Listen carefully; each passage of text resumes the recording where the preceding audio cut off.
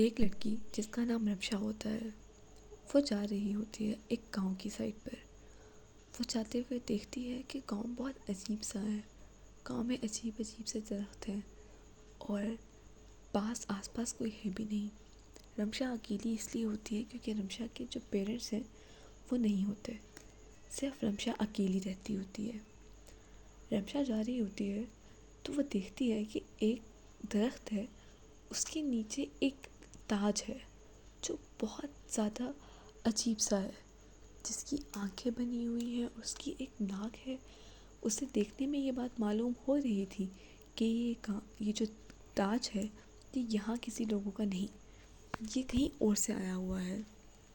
मगर उसने सोचा कि क्यों ना मैं ये ताज पहन लूँ या मैं अपने लिए रख लूँ, क्योंकि रमशा बहुत गरीब लड़की है और उसके पास पैसे भी नहीं होते कि वो अपना कोई गुजारा कर सके।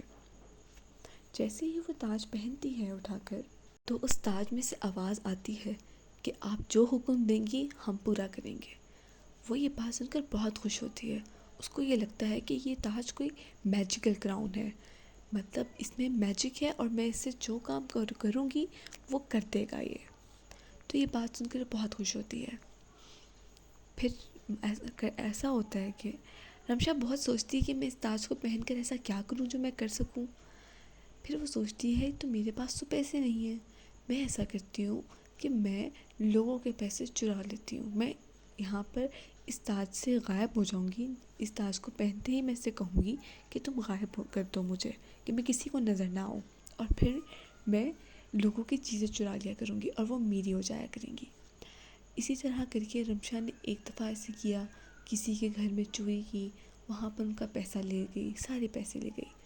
फिर एक और जगह पर गई, वहाँ पर उसने देखा कि बहुत सारी ज्वेलरी थी, गोल्ड पड़ा हुआ था।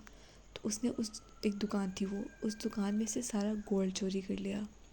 और फिर तीसरी दफ़ा रमशा में लालच आ गई। रमशा ने सोचा कि इस दफ़ा मैं कुछ बड़ा करती हूँ।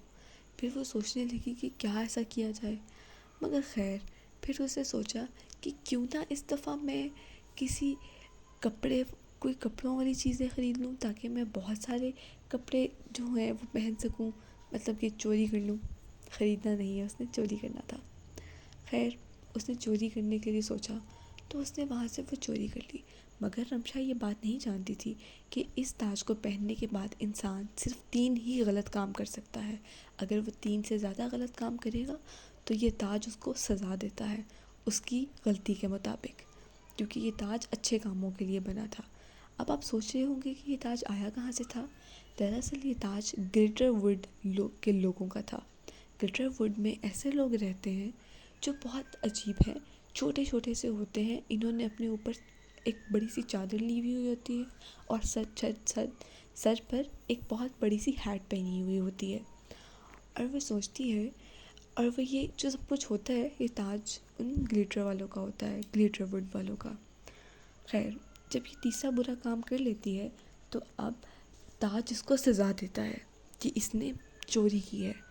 उस सज़ा में ये था कि जहाँ जहाँ इसने चोरी की थी वहाँ वहाँ के लोगों को, सब के लोगों को ये बात मालूम हो चुकी थी, मालूम हो गई कि ये चोरी इसने की है। और ताज ने इसे दूसरी सज़ा ये दी कि जो जो चीज़ें इसने चोरी की थी उसकी वजह इनविजिबल होकर चोरी की थी, कि ये गायब हो जाती थी, किसी को नज़र ही नहीं आता था कि कौन चोरी कर रहा है। तो ताज ने इसे सज़ा ये दी कि इसका आहिस्ता आहिस्ता करके इसके बॉडी के पार्ट्स गायब होना शुरू हो गए।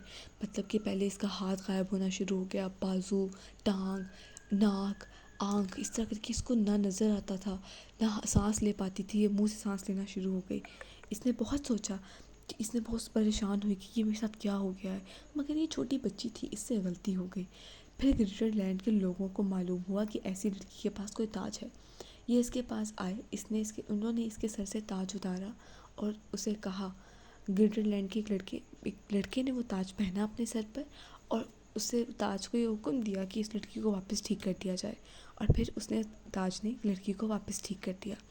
जब लड़की वापस ठीक हो गई तो उसने पूछा उनसे कि ये सब कुछ क्या था। तो उसने कहा कि तुमने इसको पहनकर 3 गलत काम किए थे जिसकी सज़ा मिली है तुम्हें। फिर उसके बाद उसने बताया कि ये ताज हम लोगों का है, कि तुम लोगों का नहीं, ये सिर्फ अच्छे काम के लिए इस्तेमाल किया जा सकता है। इसके बाद लड़की को बहुत दुख हुआ, बहुत अफसोस हुआ। इसने सब लोगों से माफ़ी मांग ली जिन कोई चीज़ें चोरी की थी, और फिर उन सब लोगों की चीज़ें उनको वापस कर दी और आइंदा के बाद तौबा कर ली कि वो कभी बुरे काम नहीं करेगी। फिर उसने सोचा कि अपनी मेहनत से पैसे कमाया करूँगी, ना कि चोरी करके।